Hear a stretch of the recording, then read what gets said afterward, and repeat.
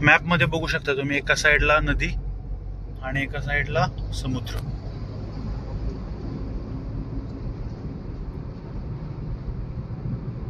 Good morning. आत्ता सकाळचे 9 वाजलेले आहेत आणि मी आहे गोकर्णमध्ये आणि हा आहे माझ्या ट्रिपचा 3रा दिवस. माझ्या मागच गोकर्णचं बीच आहे आणि काल रात्री मी इथं झोपलो होतो. रात्री 12-1 वाजेपर्यंत तरी झोप नाही लागली, कारण की हवा इतकी येत नव्हती. त्याच्यानंतर मी गाडी आत्ता जशी पार्किंग आहे तशी नाही, आडवी तिरकी पार्किंग केली, म्हणजे मागून येणारी हवा गाडीत येईल. तर त्यावेळेस गाडीत हवेच्या फ्लोमुळं मला रात्री 12-1 नंतर झोप लागली. ते आता सकाळी उठलो. आता मला दर्शन तसं तर मी काल रात्रीच केलंय, तरी पण एकदा मी समुद्रात आंघोळ करून येईन आणि चांगल्या पाण्याने आंघोळ केल्यानंतर एकदा मंदिरात जाऊन येईन. जर गर्दी नसेल तर परत एकदा दर्शन घेईन आणि मी गोकर्णमधनं माझ्या पुढच्या जर्नीसाठी मी निघीन. बीच ना मुंबईमध्ये पण आहे, बीच गोव्यामध्ये पण आहे, पण जी गोकर्णचं बीच आहे ना ती एवढं स्वच्छ क्लीन आहे. आणि 1 मिनिट दे बाबा. तर 1 मिनिट. तर मी म्हणत होतो बीच तर गोव्याला पण आहे, मुंबईला पण आहे, पण गोकर्ण इतकं स्वच्छ बीच मला तर वाटत नाही कुठं असेल. सेम समुद्र आहे. इवन गोकर्णचं पाणी पण एकदम निळं पाणी. बरेचसे फॉरेनर काल मंदिरात पण बरेचसे फॉरेनर आले ते दर्शनाला. बरेचसे फॉरेनर इथे येऊन स्थायिक पण झालेत गोकर्णमध्ये.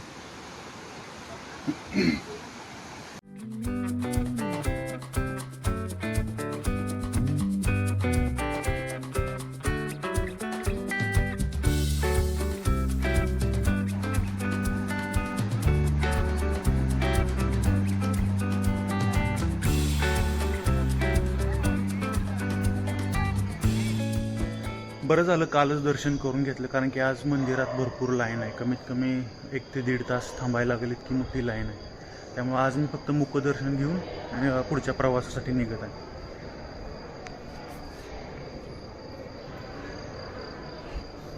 तर फायनली मी आता गोकर्णमधून निघत आहे आणि गाडीचं जर किलोमीटर सांगू तर मुंबईमधून निघल्यापासून आत्तापर्यंत 775 किलोमीटर इतकं ट्रॅव्हलिंग मी केलेलं आहे. आणि आता आज पण एक 350 ते 400 किलोमीटर इतकं मी ट्रॅव्हल करणार आहे. त्यामुळं आज मला टार्गेट आहे की ॲटलिस्ट मंगलोर किंवा उडपी इथंपर्यंत मला पोचायचं आहे. आणि अजून मी नाश्ता काही केलेला नाही. मी नाश्त्यासाठी घरून भरपूर साहित्य आणलेलं आहे. तर रस्त्यात मध्ये कुठंतरी एखादी सावली वगैरे चांगला जागा बघून तिथं मी थांबीन, नाश्ता वगैरे करून घेईन आणि मग पुढचं प्लॅनिंग करीन. तर मी आता निघत आहे गोकर्णवरून. लास्टचा हा समुद्र.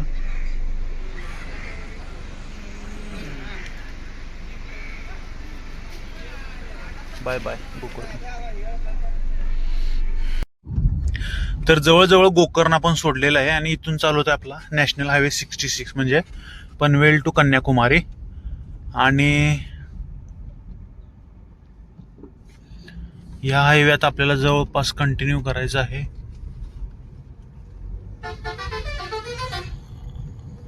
कोची पर्यंत, कारण की हा आता स्ट्रेट हायवे आहे. आता कुठेही वळायचं नाही, स्ट्रेट हायवे हा केरळला जातो. आता ह्याच्यावरच कंटिन्यू करायचं.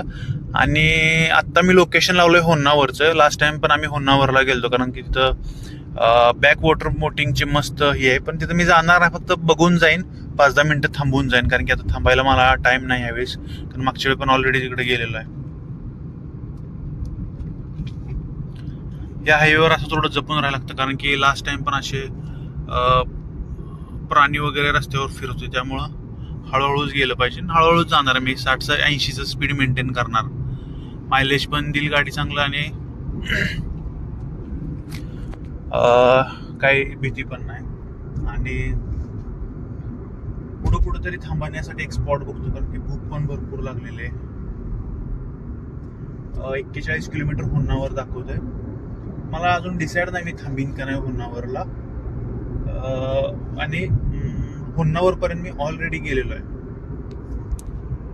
तर ही ऑन द वे होन्नावर म्हणून गाव लागतं. लास्ट टाइम मी इथं आलो होतो, आम्ही बोट रायडिंगसाठी, बॅक वॉटर बोट रायडिंगसाठी आलो होतो. आणि अशा बॅक वॉटर्स बोटिंग आहेत, ह्या तुम्हाला आतमध्ये घेऊन जातात. जवळपास 10-15 किलोमीटर बॅकवॉटरमध्ये घेऊन जातात. तिथं कमळ वगैरे भरपूर आहेत असं बघू शकता. मी केलं त्यामुळे यावेळेस काय करणार नाही.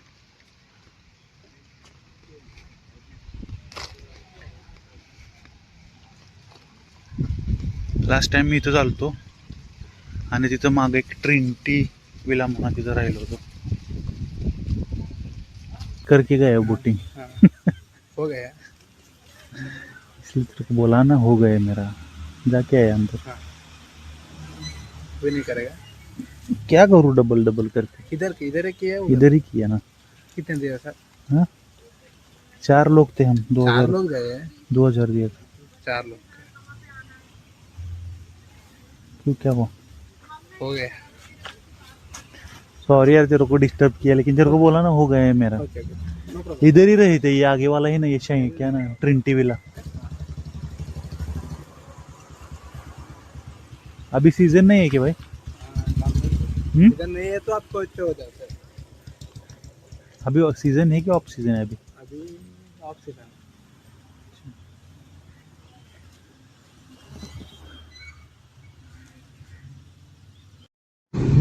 तर होन्नावर वरून मी निघलेलो आहे. उडपी जवळपास मला 125 किलोमीटर दाखवत आहे आणि रीच टाइम दाखवत आहे दुपारी 1:30 वाजता. म्हणजे अजून 1-2 तासात तर मी उडपीमध्ये पोहोचून जातो. त्याच्या पुढचा आता प्रवास कसं करायचा ते तिथं गेल्यावरच ठरवतो. कारण की जेवायचं पण आहे. मग उडपीमध्ये जर जेवण भेटलं तर चांगलीच गोष्ट आहे. पुढं होन्नावरचा जो खाडीचा पूल आहे ना, तो एकदम मोठा पूल आहे. तो लागतो. खाली शरावती नदी आहे आणि त्याच्यावर हा मोठा ब्रिज आहे. कमीत कमी 1 किलोमीटरचा ब्रिज आहे.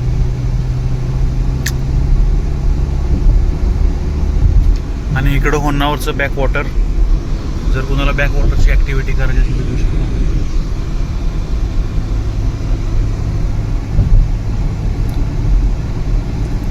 तर हा आहे मरावती बीच आणि याच्या एका साईडला शरावती नदी आहे आणि एका साईडला समुद्र आणि मधून रोड गेलाय. इतकं भारी वाटलं. भरपूर वेळ झालं कंटिन्युअस गाडी चालवत होतो आणि हा सीन बघितलं एकदम सगळं थकानच निघून गेलं. मस्त लोकेशन आहे. एकदा तरी सगळ्यांनी बघितलंच पाहिजे असं. आणि बीच पण एकदम क्लीन आहे आणि पाणी एकदम निळं पाणी आहे याचं.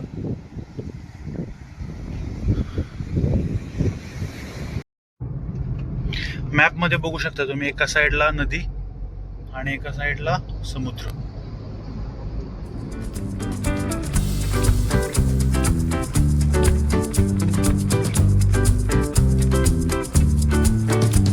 काय मस्त व्ह्यू आहे यार.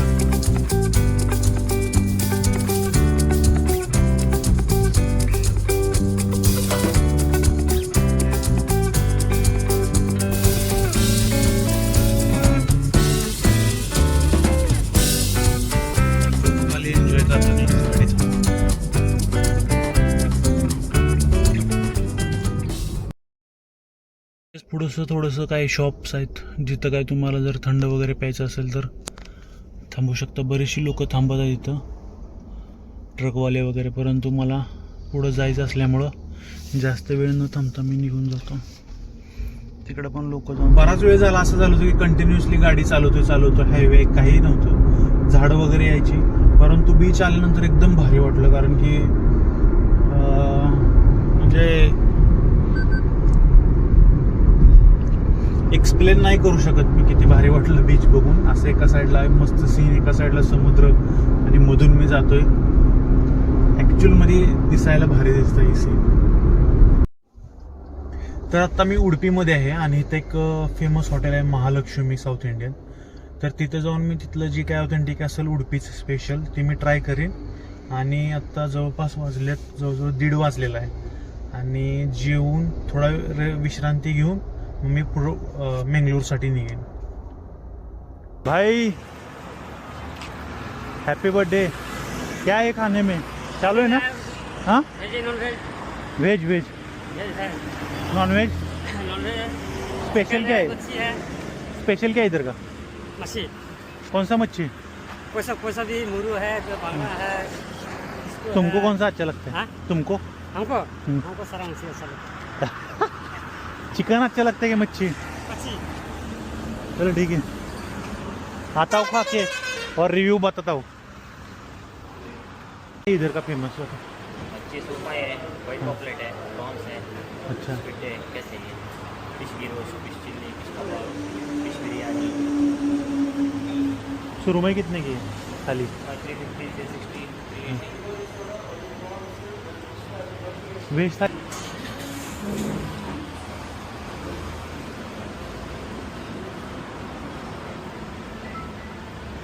हेलो, हाँ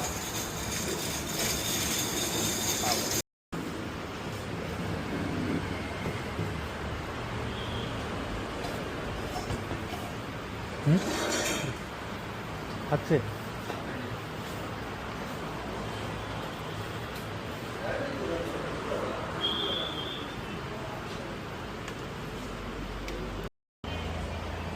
तर आणखी थोडा भात घेतलेला आहे आणि त्यांनी डाळ आणून दिले. बांगडा थाळी, बांगडा फिश, डाळ आणि राईस.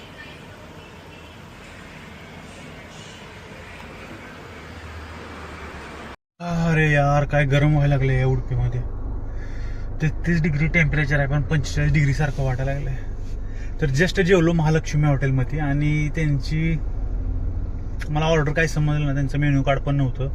त्यांनी बोर्डवर कन्नडमध्ये लिहिलं होतं त्यामुळं मला पण काही समजलं नाही. एक बाजूच्यानं राईस मागवला होता, फिश करी आणि राईस, तर सेम तसंच मागवलं. त्यामध्ये बांगडा थाळी, लोणचं, भात आणि फिश करी आली ती. टेस्टला चांगलं होतं आणि बांगडा पण प्रॉपर त्याच्यामध्ये मसाला मिक्स झाला. असा बांगडा मी कुठंच खाल्ला नाही एवढा प्रॉपर मिक्स झालेला बांगडा. बाकी राईस आणि डाळ ठीकठाक होतं, असं काही एवढं टेस्ट पण नव्हती पण ठीक आहे. फिश बरोबर कॉम्बिनेशन त्याचं चांगलं लागत होतं. पोट भरलंय आता. आता मंगलोर इथून किती किलोमीटर आहे?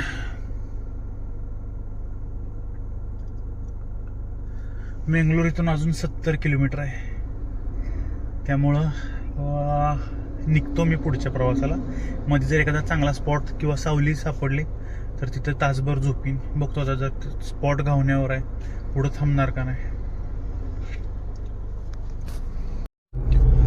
तर आताची अपडेट अशी आहे, मी मंगलोरमध्ये पोहोचलेलो आहे आणि इथून कन्नूर 156 किलोमीटर आहे. म्हणजे 3 तास, 7 वाजतील संध्याकाळ, 7:30 वाजतील. म्हणजे मे बी मी जर स्टॉप घेतला नाही तर संध्याकाळी 7 वाजेपर्यंत आजच मी केरळला पोहोचून जाईन. ट्रिपच्या 3ऱ्याच दिवशी मी केरळला पोहोचेन.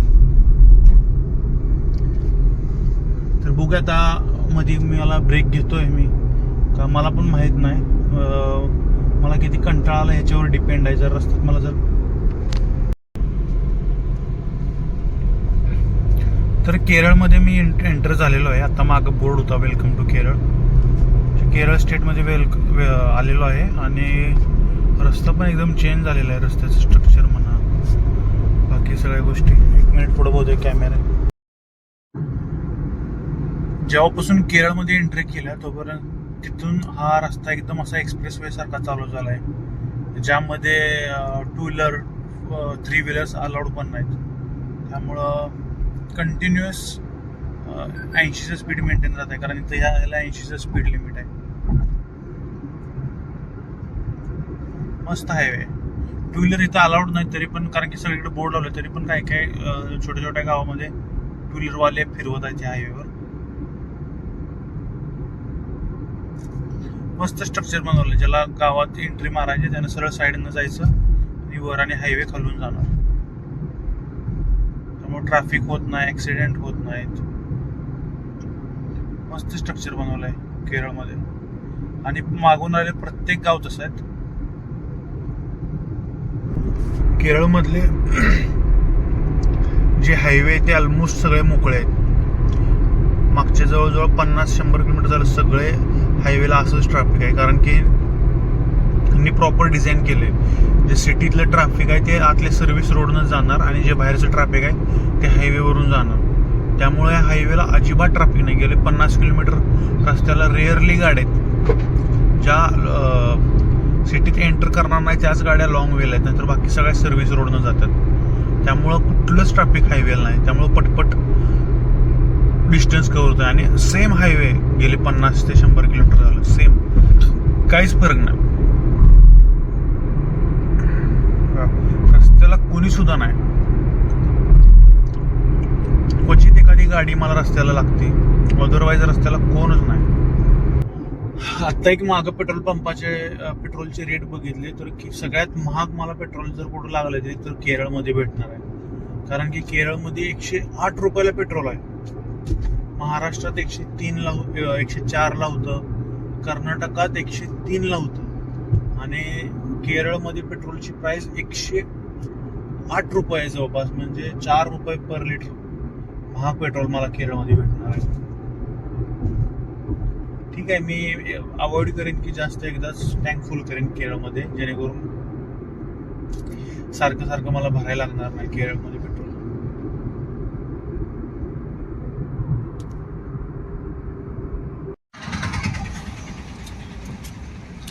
तर मी आता इरिट्टी म्हणून गाव आहे जे कन्नूर डिस्ट्रिक्टमध्ये आहे. त्या गावात अजून वायनाड जवळपास 71 किलोमीटर आहे. 10 वाजतील असं दाखवते मला पोहोचायला वायनाडला. आणि ही जरा त्यातल्या त्यात नॅशनल हायवे सोडल्यापासून पहिलं असं मोठं गाव लागलंय जिथे की भरपूर साऱ्याची दुकानं वगैरे आहेत, शॉप वगैरे, लाईटिंग वगैरे. मी तिथंच थांबलो होतो की तिथं काय तर शॉप होतं म्हणजे विकायचं चाललं होतं खायचं पदार्थ. म्हणलं जर ते चांगलं असेल तर यायचं, पण ते काय मला समजलं नाही एक्झॅक्टली काय होतं. त्यामुळे आता पुढं अजून पुढं जाईन. भूक पण नाही अजून एवढी लागलेली, त्यामुळे अजून थोडं पुढं जाईन आणि बघीन काय खाता येतंय का. तर ह्या सिटीमध्ये असं सगळं रस्त्याला लाइटिंग वगैरे केलं, त्यामुळे भारी सिटी. तर जस्ट वायनाडला पोचलोय आणि तिथे एक हॉटेल आहे. तिथं हॉटेल एकच हॉटेल चालू होतं वायनाडमध्ये. तिथे बिर्याणी खायला आलो, चिकन बिर्याणी मागवली. बघूया काय कशी आणते आणि किती क्वांटिटी आहे. आत्तापर्यंत मी घरनं आणलेलंच पाणी पित होतो, आज पहिल्यांदा इथलं वायनाडमधलं पाणी पिऊन बघितलं, थोडं टेस्ट करून असं वाटलं जसं काय औषधच प्यायला लागलो आहे. एकदम वेगळी टेस्ट आहे इथल्या पाण्याची. घरापासून कमीत कमी 1,500 किलोमीटर लांब आल्यावर काय अपेक्षा करणार मी पण घरच्यासारखं पाणी प्यायची. तर हा व्हिडिओ मी इथंपर्यंतच ठेवतो आणि उद्या मी जाणार आहे वायनाडमधलं टी प्लॅन्टेशन बघाय आणि एक वायनाडमध्येच एक लेक आहे. तर बघत राहा व्हिडिओ.